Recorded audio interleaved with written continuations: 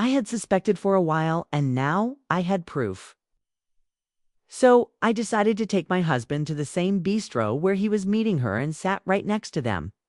The candlelight flickered softly across the wineglass, and for a brief moment I was more captivated by the way the red liquid clung to the edge of the glass than by anything my husband was saying. We were at the Magnolia, the place we always chose for special occasions and anniversaries, promotions, and even the evening we got the news that we were expecting. Now, it was just an ordinary Friday evening, and I found myself staring at his wineglass, wondering why it looked different. I'm 31. My name is Sarah, and I live just outside of Charlotte, North Carolina. It's the kind of community where neighbors borrow eggs, where the cafe staff knows your favorite order, and where secrets feel too heavy to hold on to. And yet, mine had been silently growing like weeds, tightening around me every week now. Ethan, my husband, was laughing, but it was that forced, distracted kind of laugh, the one you give when your mind is on something else. I watched as he glanced at his phone, tapped the screen, and slid it into his lap like I wouldn't notice. He used to look at me across the table, his eyes lighting up. Tonight, he didn't meet my gaze once. I pretended not to see it. I stirred my pasta slowly and nodded as he talked about some work event next week, another important client. Another night I'd spend alone in a house that was starting to feel unfamiliar. I looked at his wineglass again. It wasn't the same as mine. Mine had a thick stem. His was thinner, more delicate, a sommelier's pour, a private collection. Something shifted inside me. It wasn't just that he was hiding something. He was sharing something with someone else. On the drive home, I gripped my purse too tightly and stared out the window. He didn't ask me what was wrong. He never did anymore. The soft hum of jazz played on the radio, and I wondered if she liked jazz too. I wondered if she had sat where I had, if she drank from that same wineglass after he'd fallen asleep later. Barefoot, I walked down the hallway. Each step on the floorboards creaked like an accusation. I entered his office. His laptop was open with the browser minimized and work files displayed, trying to hide his tracks. But I knew him. I knew how he cleared his history, how he never saved passwords. I knew I was smarter than he thought. And that was the exact moment when my quiet sadness began to change into something else. Not rage, not even revenge, just a calm focus, a determination. It's the kind a woman has when she's been pushed too far, when her heart breaks in two, but she refuses to let it shatter. Because that wineglass didn't match, and neither did the story he was trying to sell me. If you were in my shoes, would you speak up or wait just long enough to watch it all come undone? The glow from the laptop cast a soft light across the dark office. I sat cross-legged in Ethan's desk chair, fingers hovering just above the keyboard. For a moment, I stared at the login screen, my heart pounding, not from adrenaline, but something colder, sharper. I typed in his usual password, Falcons 1992, incorrect. Then I remembered he'd changed it 2 years ago after a data breach at his office. He had mentioned it one morning over breakfast, said he started using phrases only he could remember. I hadn't paid much attention at the time. Now it was all I could think about. I tried again. Under the Stars, our first dance. Song.success. The screen opened like a door that had been locked for years. I inhaled sharply, my eyes scanning the files, tabs, and recent activity. Most of it was boring budgets, receipts, and travel notes. But one folder caught my eye. Personal. I clicked on it. Inside were screenshots for spa retreat tickets in Blue Ridge Mountains, a private event booking, and photos from a hotel room. I could see his hand in the frame of one photo. And then there was her. Grace Williams, the school board mom. The one who always brought gluten-free cookies to bake sales. The one who complimented my dress at the charity gala last spring. The one who'd asked if I wanted to carpool for the 4th grade field trip. I blinked hard, and there, in the next folder, were text screenshots, messages he must have saved. Or that she did. I can't bring myself to say it. But the words still sting the same. Grace, I wish I could wake up next to you every morning. Ethan soon. Just give it time, Grace. Does she suspect? Ethan. Not a clue. Not a clue. I push the chair back. The screen stays on, mocking me. Okay. The woman I'd invited into my home for coffee. The woman who played with my daughter on our porch swing she's been sleeping with my husband. It's not just betrayal. It's humiliation. Suddenly, I remember that afternoon when Grace dropped off cupcakes and stayed longer than she should have. Ethan had just gotten home from work. He laughed too, easily, touched his arm too long. I had dismissed it as being neighborly. Foolish, naive me. I go to bed that night without saying a word. He stirs when I slide under the blanket, mumbling something about a late meeting tomorrow. I stare at the ceiling. I'm not crying, not tonight. The tears dried up somewhere between the screenshots and the realization that I had been comforting her when she was the one tearing my life apart. The next day, I watch them. I track Ethan's location through the app we installed to keep each other safe. He's not at work. He's at the Maple, a boutique hotel near the city park. I don't confront him. I don't scream. Instead, I pull out my journal. I write every detail down, every date, every reservation, every hotel charge on our joint account. Every moment he forgot to cover his tracks. I collect receipts like a woman collecting puzzle pieces, not to frame him in court, but to build a story. It's my story. Because someday he'll try to lie and I'll be ready. I wait in silence. I make dinners. I tuck our daughter into bed. I kiss his cheek when he leaves the house, pretending not to notice when he checks the mirror twice before walking out the door. He thinks he's winning, but I'm not the woman I was 2 weeks ago. And soon, neither is Grace. Have you ever held a truth so heavy you could feel it pressing into your spine every time you smiled? Her name is Grace Williams.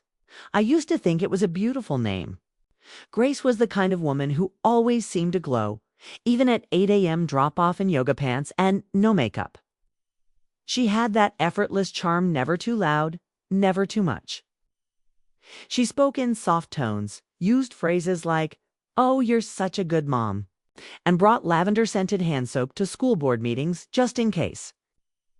She was the one who stayed late to clean up after events and always offered rides to other parents' kids, including mine. That realization hits harder than anything else. She sat in my car. She waved at my daughter. She ate my lasagna. And all that time, she was sleeping with my husband.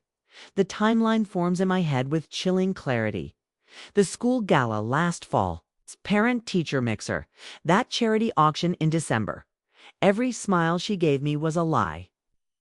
Every kind gesture was a distraction. She was close enough to hug me and still didn't flinch while stabbing me in the back. I can't tell if I'm angrier at Ethan for betraying me or at myself for letting her in. Grace has a husband. His name is Alan. I met him once briefly at a school talent show. Tall, quiet, handsome in a clean-cut way. He had that kind of steadiness that made you feel like the earth wouldn't shake under you. I remember thinking they looked like the perfect couple. A match, said. Of course I did. That's what liars look like when they've practiced long enough, polished, composed, untouchable. But I don't believe in perfect anymore. I sit in my car one day, parked across from Grace's house, and I watch her come outside. She's in her robe, taking out the trash like nothing is wrong in the world. She pauses to pet her golden retriever. The picture of domestic bliss. I imagine walking up to her door, ringing the bell, telling her that I know everything. But it's not time, not yet, because I don't want her to run. I want her to sit with what she's done, to look me in the eyes one day and realize I knew and I played along. And then there's Alan. He deserves to know. But how do you walk into someone's life and drop a bomb like that? How do you say, your wife's been cheating with mine? This version includes all the required changes while maintaining the emotional depth of the original. Let me know if you need any further adjustments. I can't stand the thought of watching their entire world fall apart. The idea makes my stomach twist. Still, I can't let her win. not without seeing the look on her face when she realizes her secret isn't safe anymore. So I do something I never imagined I would. I go through Ethan's phone again.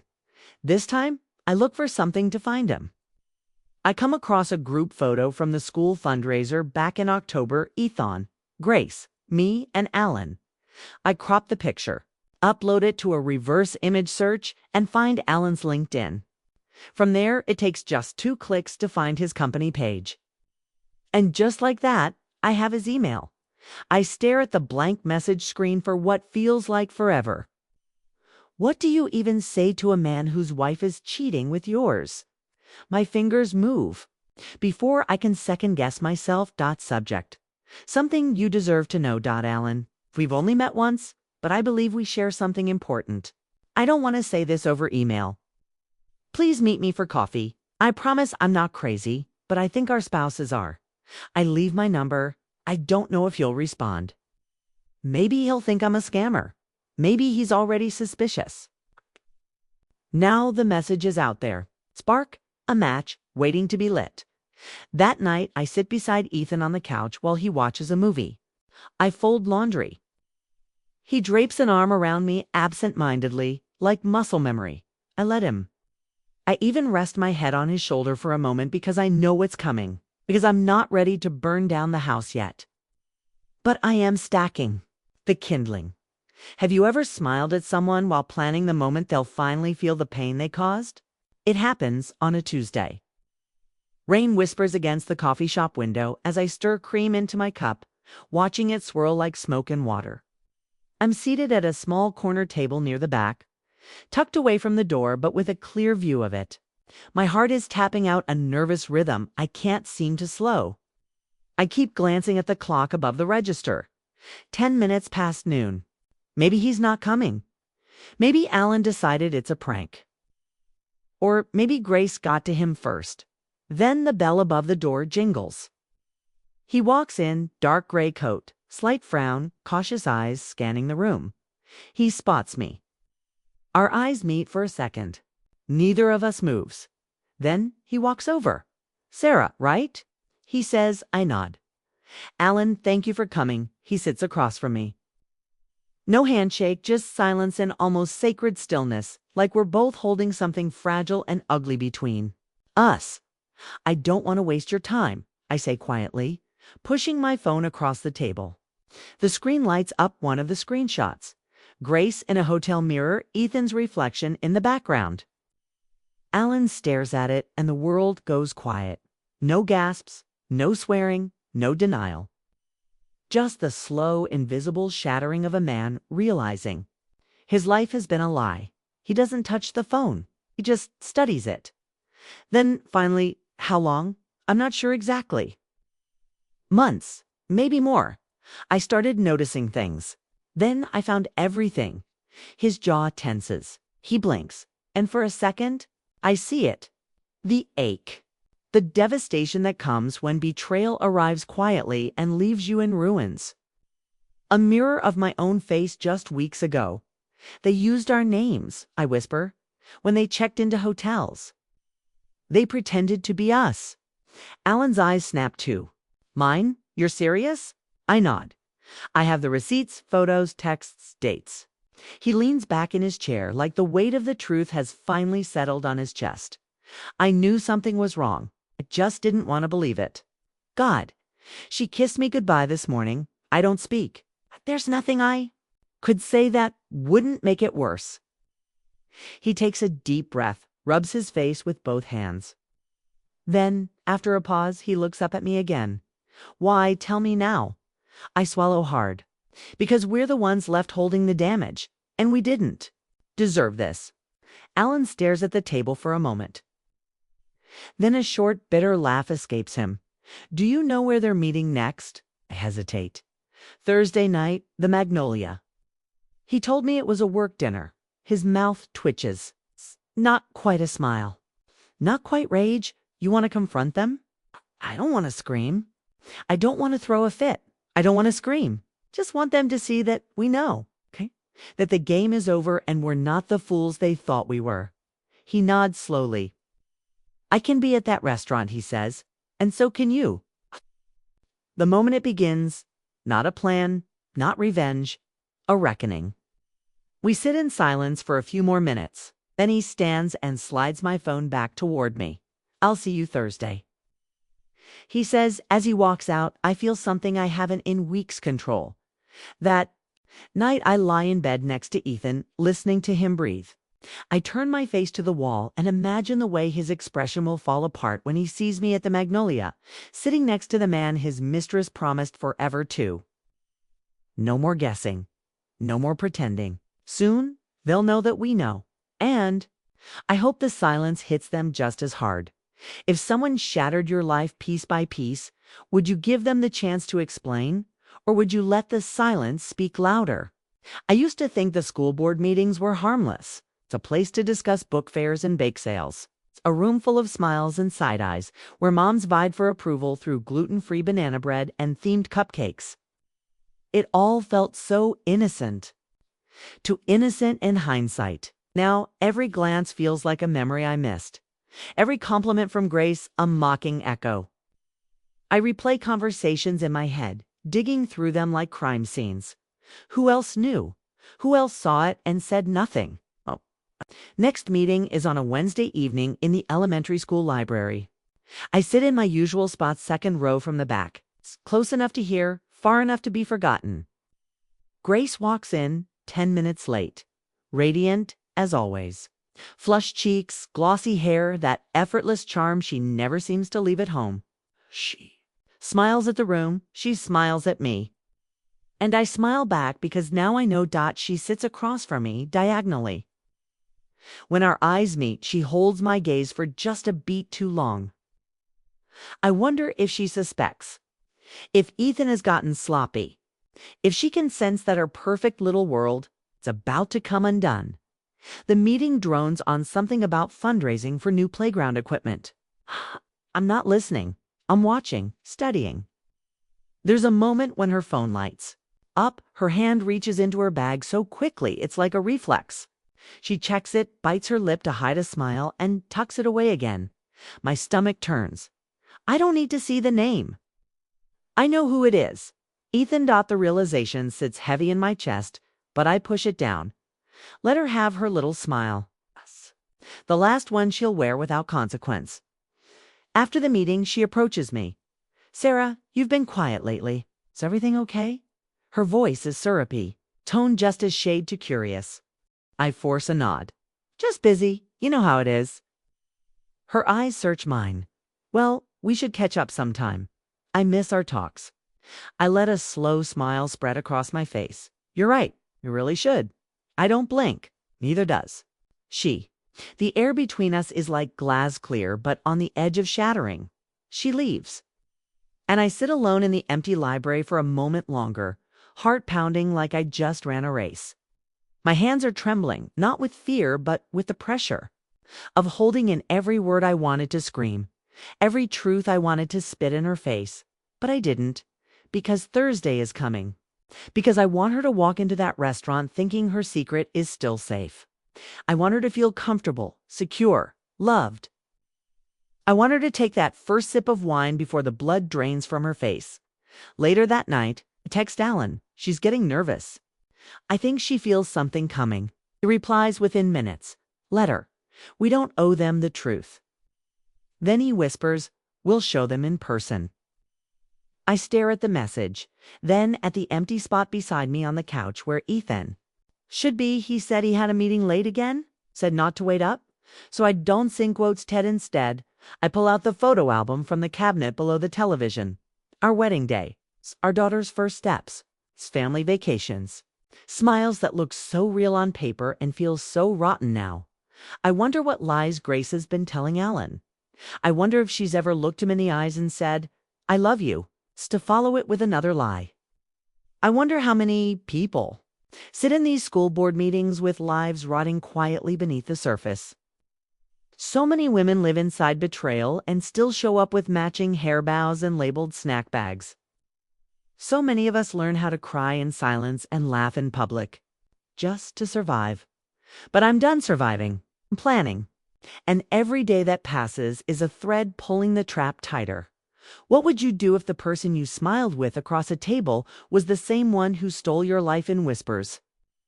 In secret hotel rooms, would you smile back or would you let the silence carry the scream? Alan calls me the next morning. His voice is lower than before, calmer, but laced with something I recognize you, Shashin. The kind that sits in your bones and makes the air feel heavier than it is. I checked her phone, he says. No greeting, no hesitation. She deleted most of the messages, but I found one. It was still on her smartwatch. She forgot to erase. There, I hold the phone tighter. What did it say? She told him she'd wear the red dress. Said he liked it because it made her look easy to unwrap. The bile rises in my throat before I can stop it. I squeeze my eyes shut. I'm sorry, I whisper, and I mean it. I wouldn't wish this pain on anyone, not even him. But it's a strange comfort to know I'm not the only one bleeding from this. He pauses, his voice cracking slightly. I feel like a joke. I've been sleeping next to a stranger. I know the feeling, I say, softer now. It's like waking up in someone else's life. There's a long silence between us. And in that silence, something solidifies. This isn't just about confrontation anymore. It's about truth, about reclaiming our dignity in front of the very people who thought we'd never figure it out. Thursday, Alan says finally. We still doing it? Yes, I say. More than ever. That night, I watch Ethan as he packs a bag, just a gym duffel. But I know it's not for the gym. I ask him where he's going. Team dinner, he says, and then offers a kiss on the cheek like he's earned it. I turn my head, let it land on air. Later, I text Alan. He packed a bag. It's happening. Mine too, he replies. She shaved her legs and used perfume. It's her I'm going to cheat starter kit. I laugh out loud, real, bitter, and amused all at once. It's strange how betrayal makes strangers feel. Like allies, like soldiers in the same ugly war. The next day I take a drive, not to clear my head. There's nothing clear in me right now, but to prepare. I end up at the little boutique near downtown, the one I haven't visited in years. The owner still remembers me. Date night, she asks, pulling a dress from the rack. I pause. Something like that? It's not revenge I want. It's restoration. I try on a sleek black dress that clings to me in all the right places. Nothing. Flashy, just quiet, confident elegance. A neckline that dares you to underestimate me. A slit that whispers, you don't know me anymore. I stare at myself in the mirror. This isn't the version of me Ethan cheated on. This is the woman who's going to walk into his lie and burn it down with a look. When I get home, I hide the dress in the back of the closet. Tomorrow, it will come out like a secret. I've been saving like a final card. I've been waiting to play. That night, our daughter is at my sister's house. Ethan thinks it's because I need a me night. He doesn't know I've already written a letter to him, sealed in an envelope, placed in my drawer next to my wedding ring. It's not cruel, it's not angry, it just tells the truth. By the time he reads it, the truth will already be out. I wonder what Grace will wear. I wonder how she fixes her hair. I wonder if she touches his hand across the table, the way she once touched mine after a school board meeting, like we were friends. I wonder how long it will take for her smile to fade when she sees me sitting across from her with her husband beside me. Do you believe there's dignity in silence? Or does the truth deserve to be spoken loud, especially when it's been hidden in the shadows for so long? I don't remember sleeping, just the buzz of my mind is tireless, focused, as if every corner of it is busy stitching a dress made of closure. One final act woven out of months of lies, pain, and quiet endurance. By morning, I've made my list. The plan isn't theatrical. There will be no screaming, no wine thrown across the table. I'm not a woman on a soap opera. I'm a wife, a mother, a woman who has been holding a burning truth in her chest. And tomorrow, I'll finally set it down. I meet Alan again, this time in the parking lot of a home improvement store. Safe, neutral, unremarkable to anyone watching. He leans against his car with a coffee in one hand and pain in his eyes. But there's something new in him, to his sharpness, like a blade that's just been forged. You still sure about this? He asks. I've never been more sure of anything.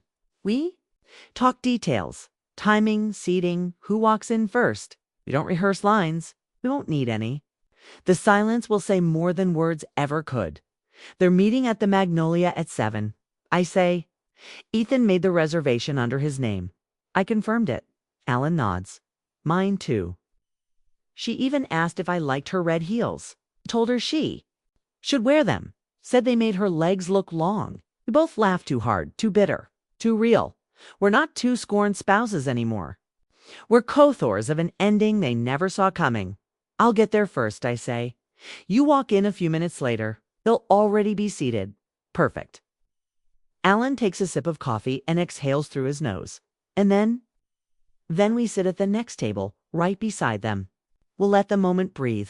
Let it live in the raw awkwardness of their panic. Let their faces contort as realization creeps in. Let their betrayal stretch out in the open where it belongs. When the server comes, we'll order wine. Toast, even.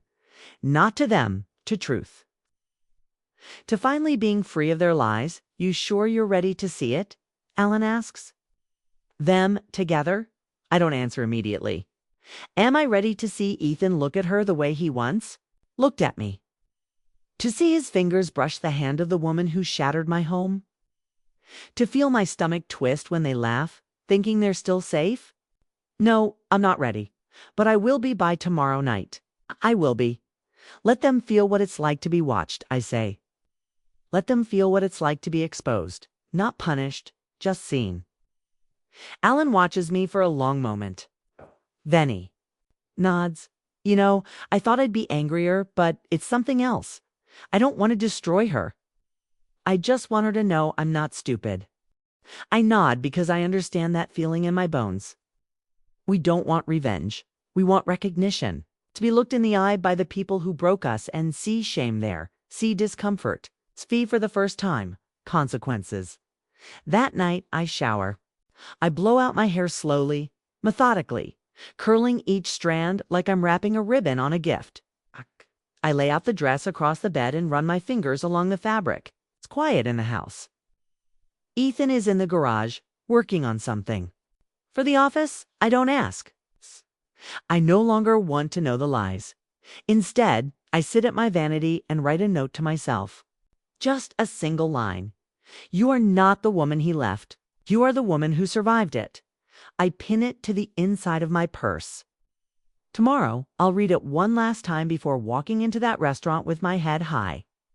Because this isn't about catching them. It's about reclaiming myself in the very place they thought I'd never dared to show up. Have you ever wanted to let someone know, not with rage or violence, but just your presence, that you saw it all and still chose to rise? The smells are the same. Crisp linen, garlic, a hint of rosemary, and roasted something wafting from the kitchen. A piano plays softly from a corner of the dining room, just loud enough to soothe the nerves but not cover up conversation. It's warm, inside dim, and romantic. Exactly the kind of place you take someone you're not supposed to be with. The hostess greets me with a polished smile. Reservation. I nod. Yes, under grace. I let her name fall from my lips like a stone into a still lake. She scans the list right this way. We walk past couples leaning into each other, wine glasses raised in private celebration. My heels tap softly against the floor, steady as a heartbeat. Then I see them. Table 14, corner seat. Intimate. She's already seated, her red dress glowing under the golden light like a warning. Her legs are crossed and she's smiling, brows arched flirtatiously. Ethan is standing, just about to take his seat. He laughs at something she says and reaches out to tuck a strand of hair behind her ear. I don't flinch. Instead, I follow. The hostess passed them one table, two, and stop at table 16 right beside them. It's close enough that I could reach out and clink my glass to theirs. Ethan doesn't notice me yet. Neither does Grace. The hostess sets down one menu. Your guest will be here in just a moment, she says. I sit. Keep my coat on. Let the moment breathe. I look around the room as if nothing is extraordinary, but my blood is pounding. from rage, not even from pain. It's just the delicious tension of inevitability. Then Alan walks in. Dark suit.com expression. No hesitation. He sees them immediately. He doesn't break stride. My cheek like a man who has kissed me 100 times before. I smile, their heads turn. At first, it's casual. A glance at the new couple settling beside them. Then Ethan's eyes widen. He freezes. He's halfway to his seat, stuck between sitting and standing, caught in the worst moment of his life. When past and present collide without warning, Grace turns, following his gaze, expecting to see something amusing. What she sees instead is me and Alan together. Her mouth parts just slightly. Her hand clenches the napkin in her lap. I look right at her and smile, like I've never known betrayal. Like I'm not the woman she thought she'd beaten. Like I belong here more than she ever did. Good evening, I say. Ethan finds his voice first. Sarah, what? What are you doing here? Having dinner, I say sweetly. What a coincidence. Alan takes his seat beside me, unfolding his napkin with slow precision. Didn't expect to see you here, he says, his voice a perfect blade of politeness. Grace's color drains. She glances at Ethan, then back at me, then to the floor. She's unraveling. Ethan starts to speak again, but I raise my hand. Don't, I say softly. Let's enjoy the evening. Our server appears as if summoned by the universe itself. Welcome. Can I get you started with a bottle of wine? Alan looks at me. Red? I nod. He smiles at the server. Your best Pinot Noir, please. The server doesn't blink at the tension. Maybe he's used to scenes like this. Maybe he doesn't care. The wine arrives moments later, poured without a word. To me, to new beginnings. I lift mine to perfect endings. We clink across from us. Ethan stares. His jaw is tight. His eyes search mine for something in explanation. A trace of the wife who once loved him. But she's not here. It's long gone. I sip slowly. I taste the wine. I let it coat my tongue. I lean back in my chair and smile. Because for the first time in a long time, I'm not the one who looks away. If you could sit beside the very people who broke you and meet their gaze without a flicker of shame, would you? Or would you rise like I did and let your silence deliver the final blow? Dress was chosen for a reason. Black, elegant, understated, but commanding. The kind of dress that doesn't shout but holds the room in stillness. It's the kind of dress that makes a man hesitate before lying. And a woman pause before pretending. Grace can't stop glancing at it. Her red dress, the one meant to seduce, now looks loud. Juvenile-like, she overdressed for a funeral and forgot. She was the one being buried. Alan sits beside me with a kind of posture that only comes from clarity. He isn't seething, he isn't shaking, he's done. And done people are the most dangerous kind. Because they have nothing left to lose. Ethan hasn't touched his drink. Is this some kind of game to you? He says under his breath, leaning. Just enough that his voice stays contained. I smile. You'd know more about games than I would. He opens his mouth again, but stops. I can see the panic flicker in his eyes. Not fear of what he's done, but fear of how easily I dismantled the stage he thought was hidden. Grace finally finds her voice. Alan, can we talk? Alan doesn't look at her. He's buttering a piece of bread, calm as ever. I don't think there's much left to say, he replies without raising his eyes. She pales. You went through my phone. No, you left it unlocked, he says, finally meeting her gaze. And full of things I'll never be able to unsee. I sip my wine. I don't need to say a word. Their unraveling is the meal. The wine is just the garnish. Ethan looks at me again. We can fix this. Let's talk privately. I shake my head. You mean like you and Grace did at the Maple Hotel Room 206? His face blanches. I nod slowly. Yes, Ethan, I've known for a while. And now, so does Alan. The restaurant buzzes around us, unaware, pretending not. To be, a server refills our water. Couple at the next table laughs over dessert. Life goes on, and in the middle of it all, they're crumbling. Grace reaches for Alan's hand. He moves it away. "You lied to me for months," he says quietly but firmly. "You smiled at me and planned your next rendezvous in the same breath. And I let it happen because I trusted you." "Didn't mean for it to happen," she says, "but it sounds hollow." "Of course you did," I whisper. "You meant for every kiss, every lie. Every night you spent pretending we didn't exist." Ethan exhales. "You don't understand. Things between us weren't." "Don't," I interrupt. "Don't rewrite history because it's inconvenient now. You kissed me goodbye knowing you were going to her. You bought her gifts with our money. You made her promises you never had the decency to make to me, and I let it happen." Alan folds his napkin and sets it beside his plate. "You both built something on our backs. Now sit with it. Taste it. Let it go cold in front of you. Like the lies you fed us." I glance over at their plates and touched. Their wine glasses are full. This isn't the dinner they wanted, okay? But it's the one they deserve. Then I lean in slightly and say the final line I've been saving for this moment. "I wore this dress to remind you, Ethan, that you lost me the day you thought I'd never find out. And you lost her the moment she thought I wasn't brave enough to sit at your table." He swallows hard. Across from me, Grace blinks furiously. Alan stands. "We're done here." I stand with him. Ethan rises too. "Sarah, please just wait. We need to talk." I face him. "No, you had your chance. I just wanted you to see me walk away so you'd remember what strength looks like." And then I walk one step to, not out of rage, not even out of grief, but out of a place far more dangerous. Peace, because nothing unnerves. It's a guilty person more than watching the one they hurt, no longer needing to raise their voice. Have you ever looked into the eyes of someone who broke you and felt absolutely nothing but clarity?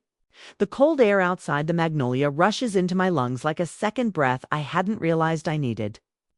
My heels echo against the pavement as Alan and I walk in silence toward the far end of the parking lot. Neither of us speaks. We don't need to. Behind us, they sit in the ruins of a fantasy they thought they had built in secret. I glance back once. Through the restaurant window, I catch a final glimpse of Ethan, still standing, staring toward the door like he expects me to return. Grace is seated now, hunched slightly, like the dress that was meant to impress has suddenly become too heavy for her to wear.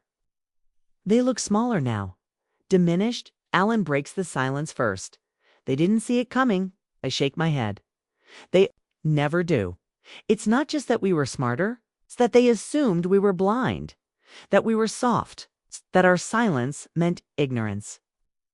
But all along we were just giving them enough rope." We reach my car. I turn to Alan, unsure of what this moment is supposed to feel like. Closure, liberation, emptiness. "Thank you," I say. He looks at me, his expression unreadable. "For what?" "For standing with me in there. For letting them see the truth." His gaze softens. "They weren't ready to be seen." I nod. But we were. We part ways with a quiet, shared understanding.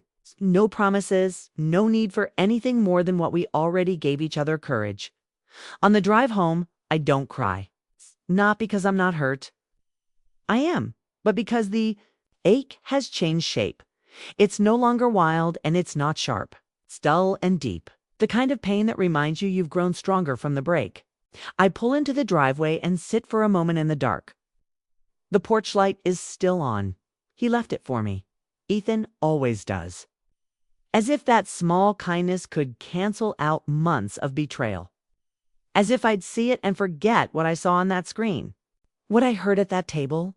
What I felt every night he came home wearing a mask of normal dot. I walk inside. The house is quiet. He's not home yet. Probably lingering somewhere with Grace, trying to piece together a lie they can both live with. But there's nothing left to spin. Their audience has left the room. I pour a glass of water, set my bag down gently on the counter, and open the drawer where I placed the letter days ago. It's still there, sealed, untouched. I leave it on his pillow. I don't pack a bag. Not yet. I want him to find it first. To walk into this house, see my dress gone, my silence settled over the furniture like dust, and realize it's over. That his lies were not clever enough. That I was never too weak. And that the woman he betrayed was the one who orchestrated his greatest humiliation with nothing but grace and silence. The next morning, my daughter returns home from her aunt's. She hugs me like the world hasn't changed, and for her, it hasn't. She doesn't need to know everything. Not yet. That her mother stood up? That her mother didn't disappear into the pain like women so often do. That her mother remembered her worth and acted on it. Ethan texts me around noon. Can we talk? I don't respond. He sends another, then another. I leave my phone on, silent, and take my daughter to the park. We laugh, we swing, we sit on a bench and eat ice cream like it's any other Saturday. But I know it's not. It's the day after everything broke, and somehow I'm still standing. He'll read the letter eventually. He'll know the version of me he betrayed is gone. And I hope every dinner he shares for the rest of his life is haunted by the sound of my heels walking away. If someone took everything from you in silence, would you let them keep it, or would you take it back with your own? 3 days pass before I hear the knock on the door. I know it's him before I even open it. There's a kind of hesitation in the knock, a pause between each tap, as if he's already bracing for the answer he's afraid to get. Ethan stands. Their hair a mess, dark circles beneath his eyes. He's holding the letter I left him, folded and creased, like it's been clutched all night long. His mouth opens, then closes. I read it. He finally says, I say nothing. Just wait. I deserve everything you wrote. I tilt my head. You want to come in? He hesitates. Do you want me to? I step aside, motioning him in. Not because I want to reconcile, far from it, but because closure is a door you sometimes have to hold open. It's long enough to walk out of it again. He walks into the living room like a stranger, like someone stepping into a memory that no longer belongs to him. I don't even know where to start, he says, standing awkwardly by the armchair he used to claim like a throne. You knew for how long?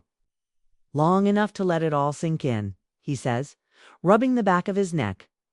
I didn't mean to fall for her, he adds. I didn't mean to lose myself in a marriage where I didn't matter. He looks up sharply. Pain flickers across his face. That's not true. No, I walked to the kitchen counter, the same one he leaned against while texting her. Just feet away from me. You lied every day for months. You let me hug you while she was still on your skin. You watched me sleep next to you, kissed our daughter goodnight, and still chose her. It wasn't about choosing her. I smile bitterly. You think? That makes it better. He drops into the chair, exhaling hard. I don't even know who I am anymore. You're the man who bet on my silence and lost. We sit in the quiet for a while. Finally, he says, at the restaurant, ... When I saw you sitting next to Alan, it felt like the world stopped. It was meant to. I didn't know ... what to say. His voice cracks. You looked powerful. I was, and I still am. He wipes his face with both hands. The question is so raw, it takes me a moment. I don't lie. I love who you were, before this, before her. But I can't love the man who let me disappear. In my own home. Kay nods. Like he knew the answer before he asked. She's been calling. He mumbles. I haven't picked up. That's between you and your conscience. He looks at me, then really looks in. Says, you could have screamed. You could have thrown things. You didn't. I meet his eyes. I didn't need to scream. I just needed to show you what it looks like when a woman stops begging to be seen and takes her seat at the table. He looks down. Speaking of seats. I pause, then continue. You remember that night at the Magnolia, when Grace ordered the same appetizer I always did? When she laughed just a little too loudly, he winces. I almost got up and said, do you want my seat? I lean in slightly, steady because I realize that seat doesn't belong to either of you anymore. I don't want it. I don't want to sit beside someone who looked me in the eye and lied. That's the beginning. He walks to the door, then stops. I never thought you'd be the one to leave first. I didn't leave. I say, my voice firm but calm. You did. I just finally caught up. He opens the door slowly, steps outside, and turns one last time. For what it's worth, I do see you now. I close the door before I let that land. Because it's too late to matter, and because I already saw myself long before he ever did. Have you ever realized too late that the seat you gave away was the one you should have fought to keep? The strange thing is how normal the world looks. The day after your life burns down. Birds still sing. The grocery store still smells like cut flowers and bakery bread. The cashier still asks, "How's your day going?" Like nothing monumental has happened, I smile politely and say, "Good," because the truth is too complicated to explain. But something in me has shifted. At home, I eat alone at the dinner table for the first time in weeks. No voices from across the table. No phone face down beside his plate. No forced conversation. It's just quiet. The steak I made is going cold on the plate. I chew slowly, deliberately. Ethan used to like his medium rare. I always made it that way. Out of habit, out of love. Now, I leave mine a little more done, seared, less soft. Because I'm not trying to please anyone anymore. I hear from Alan later that night. He sends me a simple message. She moved out. I didn't ask her to. She just packed a bag and left. I stare at the screen for a long time before responding, because she knew. Yeah, he texts. She finally did. We don't say more, we don't need to. Our story was never really about each other. It was about making sure we didn't go down quietly in someone else's betrayal. A few hours later, I get a message from Grace. Blocked number. One sentence, "You didn't have to humiliate me." I sit with it. I don't respond, because I did have to. Not to destroy her, but to make sure she knew I knew. That I wasn't a fool. That her lipstick stains and lingering glances weren't invisible. To the woman who opened her home and baked her muffins for a school fundraiser, what people like her never understand is that the deepest pain doesn't come from being prayed by a stranger. It comes from the ones who smiled while they did it. I close my phone and return to my meal. The steak is cold, but the truth is still warm. I sip my wine, the same brand we drank at the Magnolia and remember the way Ethan's hands trembled? When he saw me, no screaming, no plates thrown, just silence. Because how do you argue with dignity? How do you shout down someone who never raised her voice? Tomorrow I'll start talking to a realtor. Tomorrow I'll rebuild. But tonight, I rest in the echo of their silence. Because when someone burns your house down with lies, you don't rebuild the same house. You build a castle with fireproof walls and you fill it with peace. Would you let the people who broke you watch you rebuild without them? Or would you take your time, brick by brick, letting them feel every second of what they lost the first time? I cried over Ethan for the first time in the laundry room. And I was scrubbing the stain out of the tiny collar when I found a receipt in his pocket. The Magnolia 2 entrees. A bottle of wine. The date didn't match anything I remembered. I cried so hard I couldn't breathe. But I don't cry anymore. Not because I'm healed, but because the part of me that mourned him is gone. Now I sit in that same laundry room, folding fresh towels. The sun pours through the window and dances across the tile. And the silence. Doesn't hurt, it doesn't echo anymore. Just is. I haven't heard from him since that day. He stood at the doorway and said, "I see you now." Maybe he does, but it's too late. You don't get to see someone only when they're leaving. My daughter asks fewer questions now. She's noticed the changes, the separate rooms, the new routines, the way I no longer wait up for him. Children always know more than we give them credit for. At bedtime, she curls into my side and asks, "Are you okay, Mommy?" I smooth her hair back. "I am now," I say. And I mean it because the hurt has stopped writing the story. I take long walks again. I call friends I drifted away from. I sign up for a pottery class. I open the blinds in rooms I used to keep. Dark. And sometimes I still catch my reflection and wonder who she is. This woman who wears soft confidence instead of apology. This woman who smiles without permission. There's no dramatic turning point.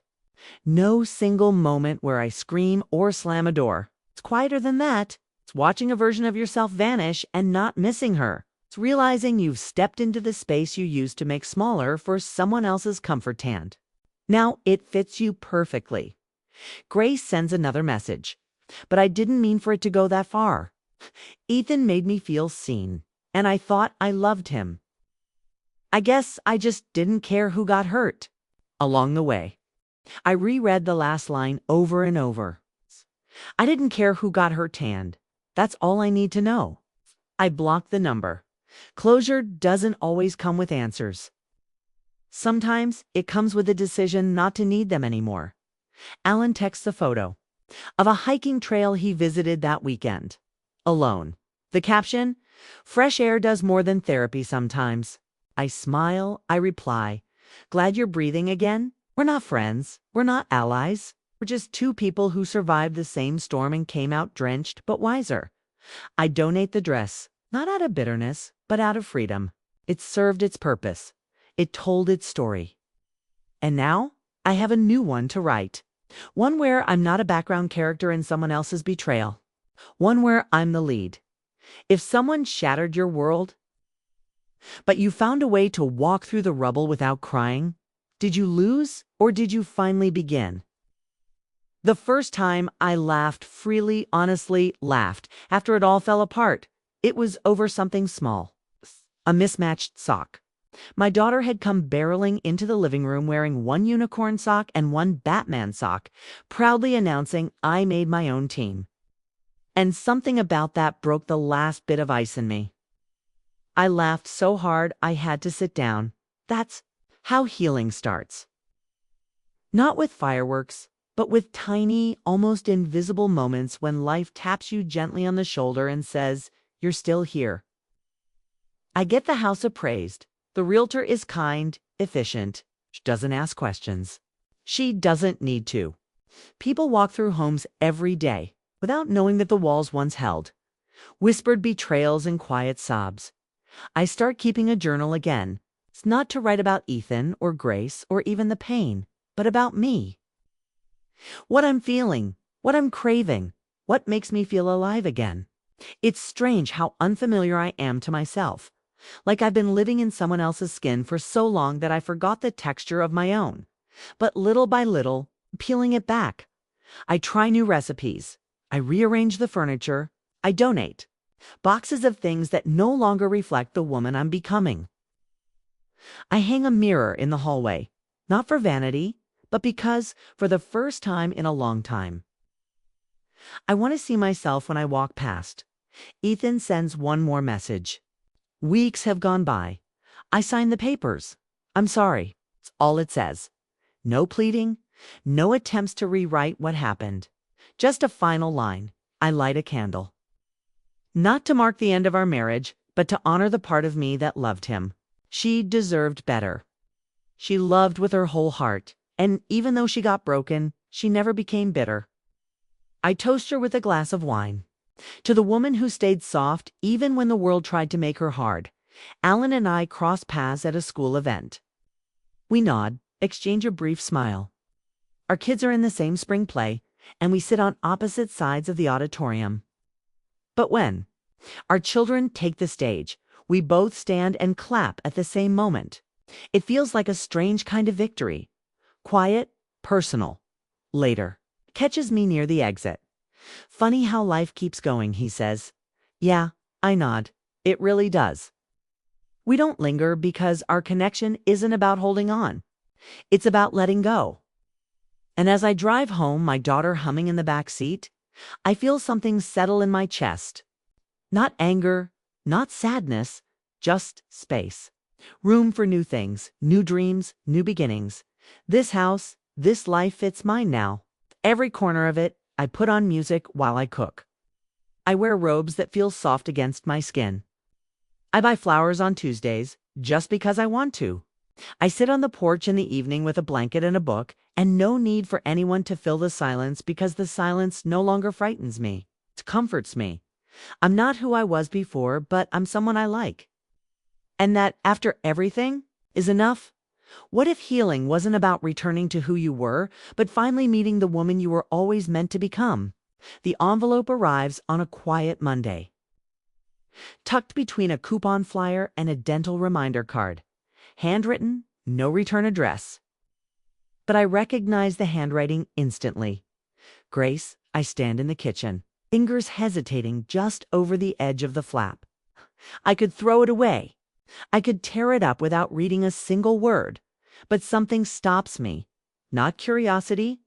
Closure. I open it. Inside a single sheet of paper written in slanted looping script. Sarah, I know I'm the last person you want to hear from. I don't deserve a response, and I won't pretend that an apology will fix anything. But I need you to know I lost everything. Alan left. My kids are confused. My parents are ashamed. And I can't sleep at night without replaying what I did to you. I was selfish. I was weak. I thought I could have both his affection and your kindness. And when you showed up at that restaurant, part of me hated you not because you humiliated me, but because you didn't fall apart. You stood there, graceful, whole. I saw myself through your eyes that night. And I haven't been able to look at myself the same way since. I'm not asking for forgiveness. I just wanted you to know you won. Not in revenge, but in strength, in dignity. You walked away, and I'm still trying to figure out how you did that without burning the place down. I fold the letter slowly, not out of anger, not out of hurt, but because it's done. He still doesn't understand, and I didn't win. There was no triumph, no secret celebration. Just the quiet strength of a woman who decided she would no longer shrink herself for someone else's lies. I placed the letter in the drawer beside my journal, not to keep the memory alive, but to remind myself that even those who hurt us can still be haunted by our healing. That evening, I light another candle. Not to mark an ending, but because I want the house to smell like something new. I tuck my daughter into bed. She wraps her arms around my neck, giggling about something her teacher said at school. I kiss her forehead, inhale the soft scent of shampoo, and close my eyes. This is my life now. It's uncomplicated, honest, whole. I don't miss the lies. Don't miss the chaos. And for the first time in years, I'm not waiting for the other shoe to drop. Because there are no more shoes. Just bare feet on clean floors. Just quiet mornings and peaceful nights. It's me, and that's enough. Have you ever walked through fire only to discover you were the flame all along? So here we are. The dinner is over. The dress is hung. The silence no longer heavy. Rests gently on my shoulders like a warm shawl instead of a chain. When people talk about heartbreak, they focus on the loud parts, the screaming, the crying, the final blow. But I've learned that healing doesn't come with thunder. It comes in whispers. In the way the morning sun filters through clean curtains. In the sound of your own laughter, caught off guard. In that moment when you realize you're no longer waiting for an apology, life didn't return to what it was before. It grew something new in the ashes. And maybe that's the point. We aren't meant to rebuild exactly what was taken from us. We're meant to reimagine, to soften where we once braced, to bloom where we once broke. Ethan became a ghost. One of those names you hear in passing and feel nothing about. Grace is just a lesson in disguise. And Alan, wherever he is now, I hope he found his version of peace too. Sometimes. The people who destroy your world don't know they're handing you the blueprint to rebuild it stronger. I don't need revenge. I don't need regret. I just need mornings like this, slow, golden, untouched by lies. My daughter still leaves mismatched socks on the floor, still make too much coffee. The world keeps spinning. But now I'm the one choosing how to move through it. And if you're standing in the middle of heartbreak, holding your pain in both hands and wondering how to go on? Please believe me when I say there is life on the other side of this. There is light, love, and laughter.